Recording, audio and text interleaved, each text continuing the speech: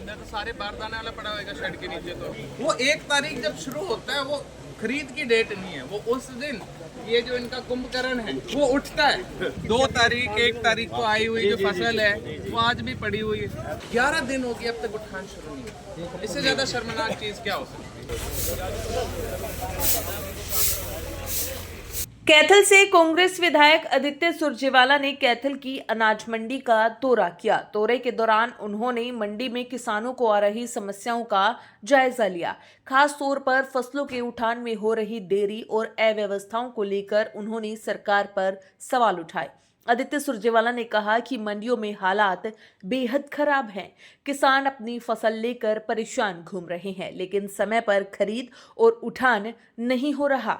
उन्होंने कहा कि हरियाणा की नायब सैनी सरकार, केंद्र की मोदी सरकार किसानों की रबी फसलों, खासकर गेहूं और सरसों की एमएसपी पर खरीद को चोर दरवाजे से खत्म करने का क्रूर षड्यंत्र रच रही है। इसके अलावा उन्होंने क्या कहा, आइए आपको सुनाते हैं।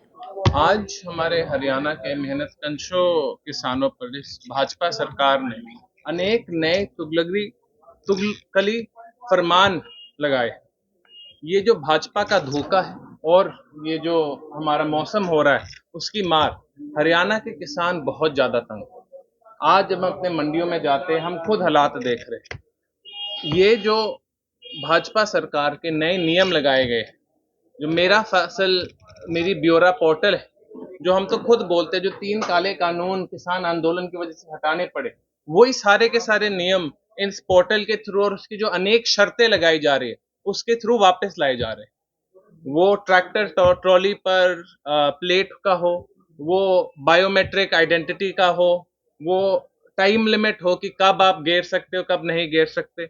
अनेक ऐसी ऐसी जो दिक्कतें आ रही है। जब मौसम तंग कर रहा है, जब टेंडर लगने में लेट हो रहा है, जब आप बोल रहे हो 1 तारीख को हम खरीद शुरू करेंगे, 11-12 तारीख तक उठान शुरू नहीं हो रही है, जब हर रोज बारिश हो रही है, ओलावर्षी हो रही है, हमारा किसान तंग होने लग रहा है। हमारा किसान तंग होने लग रहा है। बोलते तो है 12 मॉइस्चर पे खरीदेंगे हम, मॉइस्चर 15-16 आने लग रहा है। उस किसान को आप बोलने लग रहे हो कि ना तो हम तुम्हारी फसल खरीदते तो एमएसपी से 200 300 400 रुपए कम पे खरीदेंगे। ये जो भाजपा का एक तरीका हमारे मंडियों को हमारे किसानों को तंग कर रहा है। मैं आपको पूरी डिटेल में अब ये बताऊंगा जो तीनों हमारे बड़े पॉइंट। सबसे पहले जो हमारा पॉइंट आता है वो उठान का। 1 तारीख को नायब सैनी सरकार ने अनाउंसमेंट कर कि हम फसल खरीदने लग जाएंगे। गेहूं हो, सरसों हो और सारी की सारी फसल 1 तारीख से खरीद शुरू हो जाएगी, एमएसपी पे खरीद शुरू हो जाएगी। टेंडर लगा कल, 11 दिन लेट। उठान अब तक शुरू नहीं हुई है। उठान क्या शुरू नहीं हुई, अब तक तो बारदाना भी हर जगह हमारे मंडियों में नहीं पहुंचा।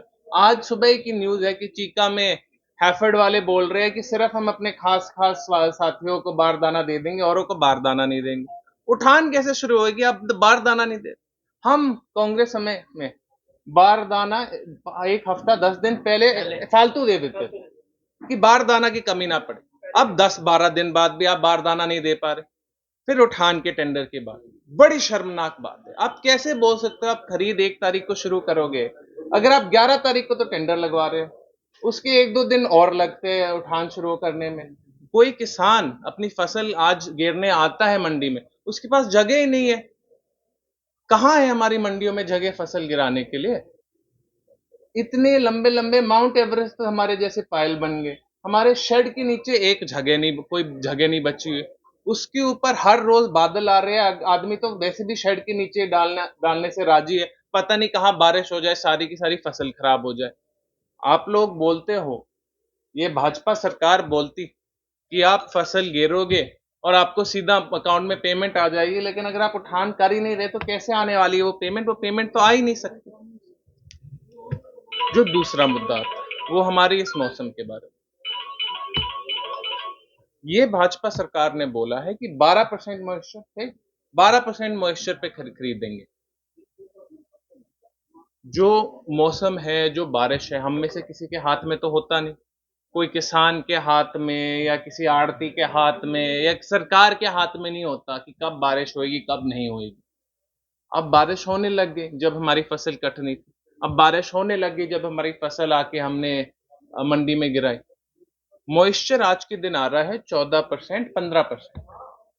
इस भाजपा सरकार ने सीधा मना कर दिया कि ना हम 15% पे खरीदेंगे ही नहीं तुम्हारी फसल। तो किसान क्या करेगा? किसान तो मर गया। किसान के हाथ में कहां था कि वो 12% पे फसल बेचेगा या 14-15% पे। कांग्रेस सरकार में हम अगर कभी मौसम की मार हुई, कोई और दिक्कत हुई, हमने कभी ये नहीं देखा कि हम एक मॉइस्चर परसेंट से कम पे खरीदेंगे। हम जौन सा भी मॉइस्चर आता था हम रीजनेबल रेट सेट करते थे किसानों और आड़तियों से बात कर कर, और उस पे फुल एमएसपी पे खरीदते थे। ये हमारी एमएसपी घटाने पे लगे हुए, नए नए तरीके ढूंढने पे लगे हुए कैसे हम पूरी एमएसपी गलती से भी किसान को ना दे दे।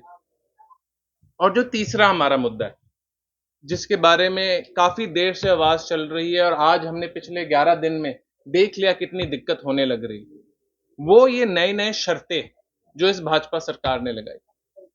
मैं आपको बताना चाहता हूं आज के दिन हरियाणा में 85 से 90%, 90% से थोड़ा सा कम ही किसानों के पास खुद की ट्रैक्टर और ट्रेलर नहीं, खुद की ट्रॉली नहीं है। किसान के पास वो किसी से और से ट्रॉली लेकर आता है। लेकिन इस भाजपा सरकार ने नियम बनाया हुआ है कि आप कमर्शियल यूज पे ले नहीं सकते। तो या तो आप सारे के सारे ट्रैक्टर ट्रॉलियों को परमिट दो कि कमर्शियल यूज के लिए इस्तेमाल कर पाए, क्योंकि आपने मना किया हुआ है कि आप फसल नहीं गिर सकते कमर्शियल व्हीकल इस्तेमाल करके। जो रेंट पे ले भी रहा है, ट्रैक्टर भी ले रहा है, ट्रॉली भी ले रहा है, जरूरी नहीं उसकी ट्रैक्टर और ट्रॉली हर बार गिरने के लिए वही वही हो सकता है एक दिन वो किसी का ट्रैक्टर ले, दूसरे दिन किसी और का ट्रैक्टर ले। तो मैं ये पूछना चाहता हूं कि ये भाजपा सरकार क्यों हमारे किसानों को तंग कर रही है? हर बार वो नया नया ट्रैक्टर और ट्रेलर का नंबर दे, हो सकता है किसी दिन पोर्टर बोल दे ना मैं एक्सेप्ट नहीं करूंगा 2 3 4 से ज्यादा। तो फिर हमारा किसान, वो किसान जिसके पास जमीन कम है, वो किसान जिसके पास ट्रैक्टर ट्रॉली खरीदने के पैसे नहीं है, वो किसान जो पट्टे पे, जो ठेके पे जमीन लेकर खेती करता है, आज के दिन 50% से ज्यादा हमारी जमीन ठेके पे जाती है, वो किसान तंग हो रहा है। इसी से कंटिन्यू करते हुए आपने बोल दिया है कि बायोमेट्रिक होएगी जिसके नाम पोर्टल है। अब क्योंकि इतनी सारी जमीन ठेके पे है, जरूरी नहीं जिसकी जमीन जिसके नाम पोर्टल है वो देश में हो या हरियाणा में। कोई कोई साथी बेंगलोर में काम कर रहा है, हैदराबाद में काम कर रहा है, कनाडा ऑस्ट्रेलिया में काम कर रहा है, लेकिन पोर्टल तो उसका ही है। अब पोर्टल उसका है, ठेके पे जो बेचकर आना चाहता है उसकी फसल, वो अटक गया। वो बोलते ना और किसी को ऑथराइज करो, और किसी को ऑथराइज करने के लिए तो भी उसे हरियाणा में होना पड़ेगा। और बड़ी दिक्कत, चलो मान लो आपका किसान हरियाणा में है जिसके नाम पोर्टल है, जिसने ठेके पे दी हुई है अपनी जमीन, आपको 11 या 12 बार 15 बार अगर जिस किसान ने ठेके पे लिए उसको आके घेरनी पड़े अपनी फसल, वो 15 की 15 बार तो जो जिस किसान की जमीन है वो आएगा नहीं। वो बोले यार मैं एक बार आ जाऊंगा, 2 बार आ जाऊंगा, या मेरा भी काम धंधा है, मुझे भी 9 से 5 हर रोज काम करना होता है, दुकान संभालनी होती है, या तो सुबह बुला ले या शाम को बुला ले। आपने वहां भी टाइम लिमिट सेट कर दी कि सुबह 6 बजे से पहले या शाम के 8 बजे के बाद आप गिरने नहीं दोगे। जो दुकानदार जिसकी जमीन है, जिसने ठेके पर दी है, वो तो हो सकता है सुबह 7 बजे से पहले या रात के 8 बजे के बाद ही आ पाए अंगूठा लगाने, तब आपने मना कर दी।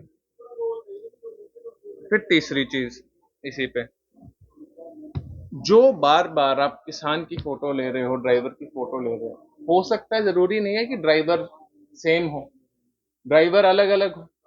एक ही किसान के लिए हो सकता है, अब से 10-15 अलग अलग किसानों के लिए हो सकता है एक ही ड्राइवर हो, वो गांव का चक्कर लगाता हो, पहले एक किसान ने भर दी उसके ट्रॉली में, फिर दूसरे किसान ने भर दी, फिर तीसरे किसान ने भर दी। ये सिस्टम हो सकता है बार बार उसी का फोटो लेके फिर डिनाई कर दे यार ये कैसे एक ही ड्राइवर बार बार आ रहा। क्योंकि ये इनका तो सिस्टम, तो इनका तो आधा टाइम इंटरनेट नहीं चलता, पोर्टल नहीं चलता। आप क्या बोल रहे हो कि एक ही आदमी की फोटो 10-15 बार लेकर ये सिस्टम फेल नहीं होएगा? ये भाजपा सरकार ऐसी अजीब फरमान बनाती है, ऐसे अजीब अजीब तरीके ढूंढती है किसान को तंग करने के, और तो सिर्फ किसान को तंग करने की बात है, हमारे आड़ती साथी तो सबसे ज्यादा तंग रहते हैं आजकल, आप सब जानते हैं।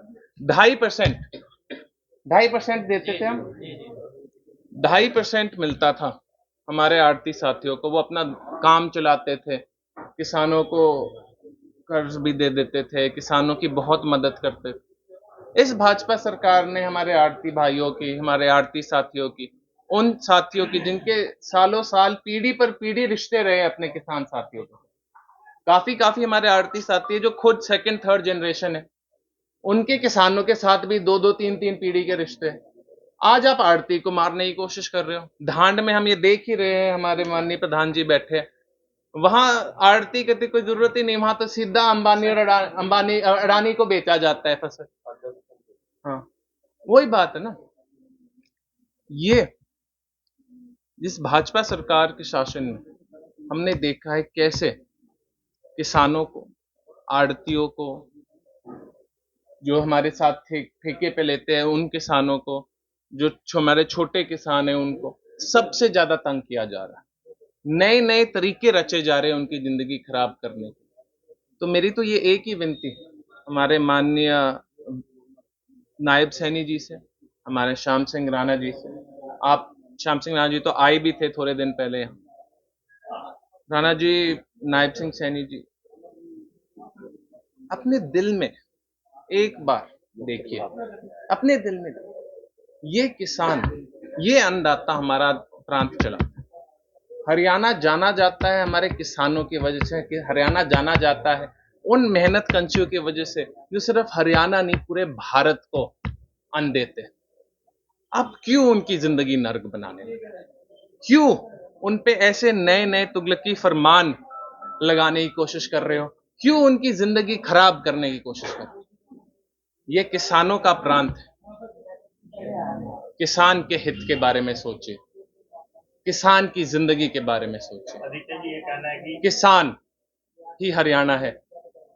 आप एक बार खुद अपने दिल में किसान को डालिए। आदित्य जी, ये कहना है कि धान के सीजन की तरह घोटाला ना हो, पारदर्शिता हो, इसलिए ये नियम लाए। वो ही मैं बोल, आज हमारे सारे आड़ती साथी यहाँ बैठे हुए हैं।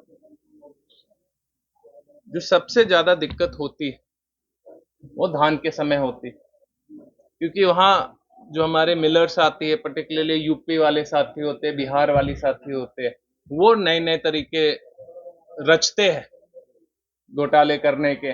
मैं तो इसलिए मैंने विधानसभा में भी उठ के बोला था, हमारे मंडियों में हमारे हरियाणा के किसानों को तंग करने की जगह आप बॉर्डर पर क्यों नहीं पुलिस लगाते? आप बॉर्डर पे क्यों नहीं पेट्रोल लगाते? बॉर्डर पे आप चेक पॉइंट क्यों नहीं लगाते?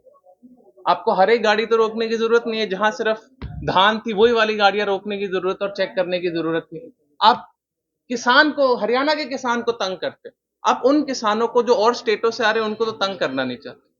आज जब हम कनक के बारे में आते हैं, सरसों के बारे में आते हैं, यहां घोटाले होते नहीं, तो जहां घोटाला नहीं होता वहां आप नए नए नियम लगा के उन हरियाणा के किसानों को तंग कर रहे हो। जहां आप घोटाला रोक सकते हो और स्टेटों के किसानों को रोककर उनकी चेकिंग कर कर, वहां आप कुछ करना नहीं चाहते। ये तो वही बात है, एक भाजपा का तरीका होता है, एक सोच आई और बस लागू कर दिया। ये नहीं सोचा कि किसको कौन प्रभावित होएगा, क्या इफिशिएंट तरीका है, किसको पकड़ना है। ये तो किसी को भी पकड़ के बस जेल डालने का तरीका है कि यार बस क्यों